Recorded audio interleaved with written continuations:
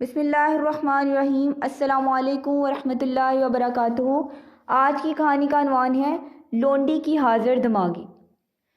کہانی کا آغاز کرتے ہیں۔ ایک مرتبہ عبید اللہ بن زیاد گھڑ سواروں کے ساتھ نکلا۔ گھڑ سواروں نے ایک آدمی کو دیکھا جس کے ساتھ ایک لونڈی بھی تھی۔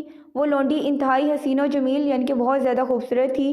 گھڑ سواروں نے اس آدمی کو دھمکی آمیز لہجے میں پکارا کہ اس لونڈی کو ہمارے حوالے کر دو۔ اس آدمی کے پاس ایک کمان تھی۔ اس نے گھڑ سواروں میں سے ایک آدمی کو دے ماری جس سے کمان کی تان ٹوٹ گئی اور گھڑ سواروں کو غصہ آ گیا۔ چنانچہ اسے پکڑنے کے لیے سارے ہی گھڑ سوار اس پر ٹوٹ پڑے اور اسے لونڈی کو چھین لیا۔ وہ آدمی اپنی جان بچا کر ان سے بھاگ نکلا۔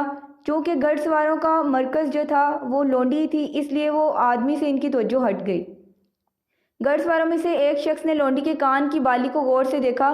بالی میں ایک نہایت ہی نادر اور بیش قیمت موتی نظر آیا۔ لونڈی کہنے لگی، یہ موتی کوئی بڑی قیمت نہیں رکھتا۔ اگر تم اس آدمی کی ٹوپی کو کھول کر دیکھتے تو تمہیں اندازہ ہوتا کہ کس قدر بیش قیمت موتی اس نے چھپا کر رکھے ہوئے تھے۔ ان موتیوں کے مقابلے میں اس بالی کے اندر لگے ہوئے موتی کی کوئی بھی اہمیت نہیں ہے۔ یہ سننا تھا کہ سارے گھڑ سوار اس آدمی کے پیچھے دوڑ پڑے۔ جب وہ اس کے قریب پہنچے تو اونچی آواز میں اس کو پکارا اور کہا کہ جو کچھ تمہاری ٹوپی کے اندر ہے اسے ہمارے حوالے کر دو، ہم تمہاری جان چھوڑ دیں گے۔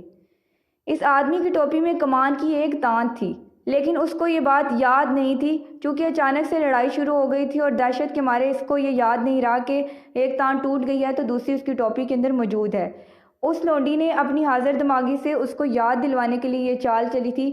اس نے کیا کیا، جب انہوں نے اس کو کہا کہ اپنی ٹوپی میں سے موتیوں کو نکال کر دو تو اس کو یاد آ گیا کہ ٹوپی کے اندر تانت موجود ہے۔ اس نے اس کو نکالا اور کمان پر چڑھا کر دشمنوں سے مقابلہ کیا۔